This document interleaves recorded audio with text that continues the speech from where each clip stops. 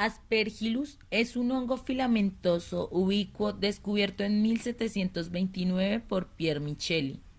Es una micosis de amplia gama de huéspedes que incluye humanos y animales. Son ascomicetos filamentosos distribuidos principalmente en el suelo y la vegetación en descomposición. Tienen un papel importante en el reciclaje de carbono y nitrógeno ambiental. Es un hongo productor de micotoxinas que son metabolitos secundarios producidos y secretados por el hongo.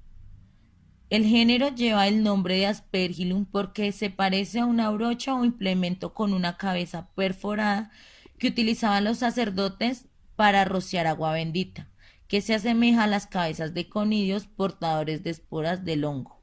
La aspergilosis sinonasal afecta con mayor frecuencia a los perros dolicocefálicos y mesocefálicos.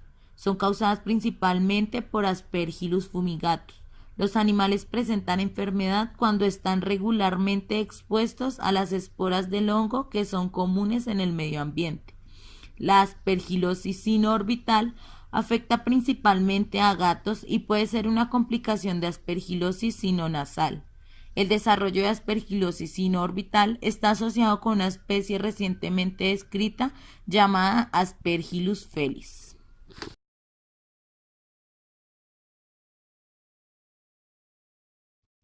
Aspergillus felis es un moho heterolático que crece a 45 grados centígrados, puede causar lisis de la lámina orbitaria y pasar a la cavidad orbital.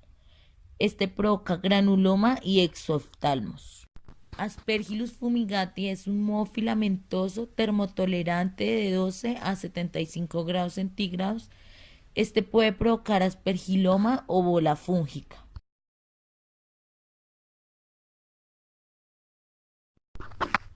Los signos clínicos de aspergilosis sinonasal son estornudo, estertores, secreción nasal unilateral o bilateral serosa a mucopurulenta, linfadenopatía mandibular leve ipsilateral. En la aspergilosis sinoorbital encontramos exoftalmos unilaterales con desviación dorsolateral del globo, hiperemia conjuntival ipsilateral, prolapsos ipsilateral de la membrana nictitante, queratitis por exposición ipsilateral, entre otros.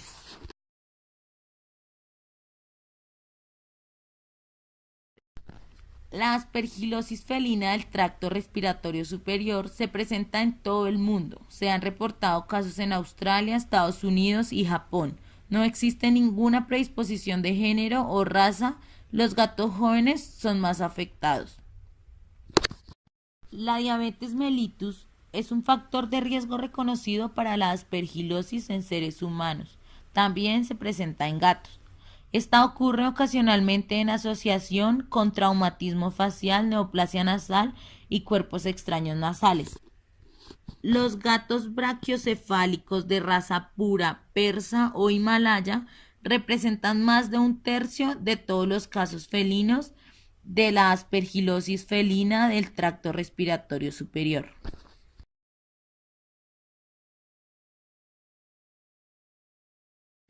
El ciclo de vida infeccioso de Aspergillus comienza con la producción de conidios, que se dispersan fácilmente en el aire. La ruta primaria de infección humana es a través de la inhalación de estos conidios, seguido de la deposición conidial en los bronquiolos o espacios alveolares. En individuos sanos, los conidios que no se eliminan por el aclaramiento mucociliar encuentran células epiteliales o macrófagos alveolares.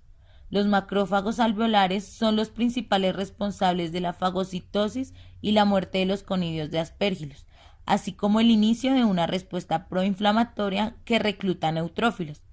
Los conidios que evaden macrófagos, que matan y germinan, se convierten en el blanco de la infiltración de neutrófilos que puede destruir las linfas. La inmunodeficiencia principal de mayor riesgo es la neutropenia. La neutropenia es el resultado de terapias citotóxicas como la ciclofosfamida, que se utiliza en pacientes trasplantados o con enfermedades hematológicas. La ciclofosfamida es un agente aniquilante del ADN. Se une al ADN e interfiere con la replicación celular, agotando los glóbulos blancos circulantes, incluidos los neutrófilos. Se caracteriza por trombosis y hemorragia, por crecimiento ifal rápido y extenso. La falta de infiltrados inflamatorios, a pesar de la producción del factor de necrosis tumoral alfa, da como resultado bajos niveles de inflamación diseminándose por todos los órganos a través de la sangre. Más comúnmente en pacientes sometidos a trasplante halogénico de recibir corticosteroides para la profilaxis. Se caracterizan por un desarrollo fúngico ilimitado con infiltrados piogranulomatosos, necrosis tisular e inflamación excesiva. Los corticosteroides tienen consecuencias para la función de los fagocitos, que incluyen el deterioro de la fagocitosis, el estallido oxidativo de los fagocitos y la migración celular. Los neutrófilos se reclutan en el pulmón y previenen la invasión de hifas, pero crean un entorno inflamatorio que da como resultado la lesión tisular. Esta respuesta inflamatoria exacerbada generalmente se conoce como la causa de muerte. Después de la inhalación, los conidios encuentran la mucosa de las vías respiratorias compuestas por el líquido que recubre el tracto respiratorio y los epitelios de las vías respiratorias. Este líquido pulmonar está compuesto por algunas secreciones celulares que contribuyen al aclaramiento mucociliar de partículas o patógenos inhalados. Dentro de este fluido se encuentran los receptores de reconocimiento de patrones que recubren patógenos inhalados y contribuyen a la defensa del huésped. Estas proteínas se encuentran colectina, un grupo de receptores de lectina de tipo C secretados por células tipo 2 y células clara que se unen a restos de carbohidratos de una manera dependiente de calcio.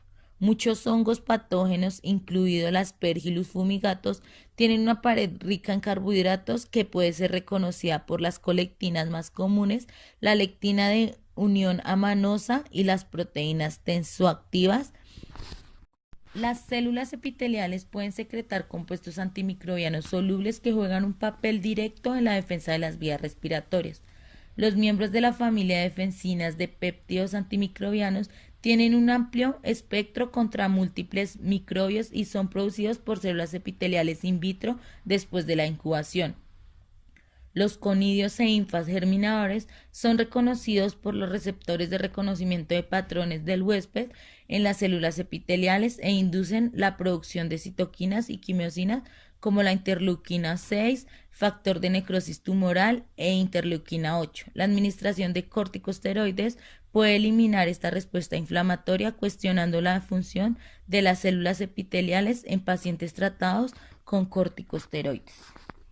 Los macrófagos alveolares son las células fagocíticas residentes primarias del tracto respiratorio y un componente crítico de la defensa del huésped. Los macrófagos alveolares fagocitan los conidios en una forma dependiente de actina, un proceso mediado por el reconocimiento de patrones moleculares asociados a patógenos por los receptores de reconocimiento de patrones de células hospedadoras.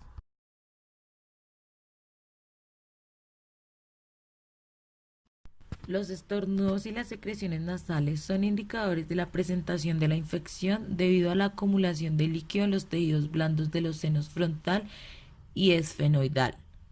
En cuanto a las presentaciones más comunes visibles o macro, se observa la presencia notoria de exoftalmo, donde la forma de hallazgo puede variar entre unilateral y bilateral.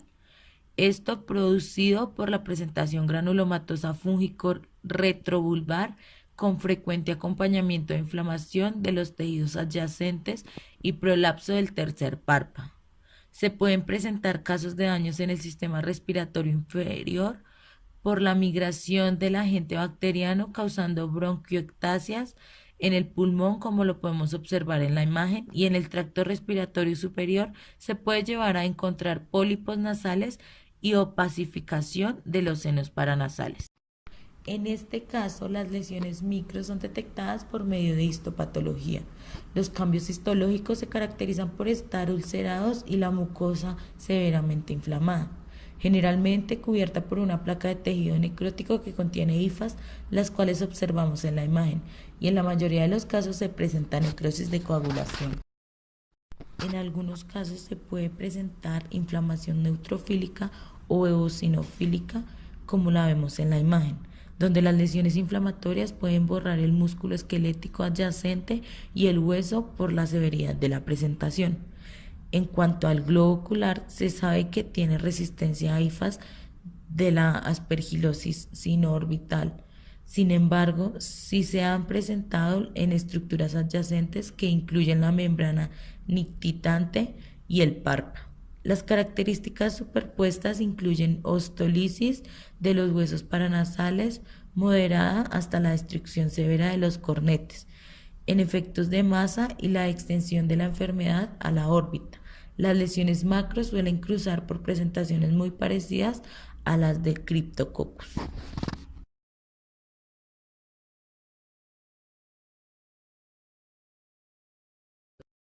Para el diagnóstico se requiere la combinación de serología, imagenología avanzada, rinocinuscopia, citología, histología, cultivo de hongos e identificación molecular. El diagnóstico final, identificación de hifas fúngicas en examen citológico o histológico de biopsias de tejido o placas de hongos sinonasales. Siempre se debe intentar la identificación definitiva de patógenos fúngicos. La hematología es normal o un leucograma de estrés o inflamatorio. La hiperglobulinemia leve a grave es la anomalía más común en la bioquímica sérica. Es un marcador de enfermedad invasiva. Los anticuerpos séricos pueden detectarse mediante numerosos métodos que incluyen inmunoelectroforesis, inmunodifusión en el gen de agar o ELISA. Se recomienda la obtención de imágenes avanzadas, tomografía computarizada o resonancia magnética para los casos de sospecha de aspergilosis felina. La tomografía computarizada es generalmente superior a la resonancia magnética para la evaluación de lesiones destructivas en estructuras óseas contiguas a la cavidad sinonasal. En gatos con sospecha de extensión intracraneal de la infección, la resonancia magnética después de la administración de contraste intravenoso es superior a la tomografía computarizada para la evaluación de tejidos blandos intracraneales. Las características de la tomografía computarizada de aspergilosis sinoorbital son las que se representan en la siguiente imagen. Las características superpuestas incluyen la osteolisis de los huesos paranasales, la destrucción moderada o severa de los cornetes, el efecto de masa y extensión de la enfermedad a la órbita o los tejidos blandos paranasales. La visualización endoscópica de la cavidad sinonasal se puede realizar mediante nasofaringoscopia, rinoscopia y sinuscopia. Las muestras de biopsia se obtienen para citología o histología y cultivo. La sinuscopia está indicada cuando los hallazgos de la tomografía computarizada indican afección sinusal y las placas de hongos no se visualizan en la rinoscopia. Los patógenos fúngicos que causan aspergilosis pueden cultivarse fácilmente a partir de biopsias de tejidos o placas de hongos utilizando medios de cultivos comerciales. En la aspergilosis sinonasal, los cambios incluyen rinitis inflamatoria severa con infiltrados de células inflamatorias linfoplasmocíticas o de células mixtas, necrosis que puede ser extensa o esteras de hifas fúngicas. La detección de histopatología de invasión tisular por hifas fúngicas es importante porque la progresión a aspergilosis sinoorbital puede ocurrir en infecciones invasivas y la evidencia de invasión afecta las decisiones del tratamiento. Los gatos con aspergilosis sinoorbital tienen rinitis micótica granulomatosa invasiva y sinusitis con invasión submucosa variable y lisis ósea. Los granulomas se componen de restos celulares necróticos centrales, entre ellos hifas fúngicas. En algunas lesiones, la inflamación eosinofílica es prolífica, mientras que en otras predomina la inflamación neutrofílica. Hay una zona de fibroblastos y linfocitos y células plasmáticas.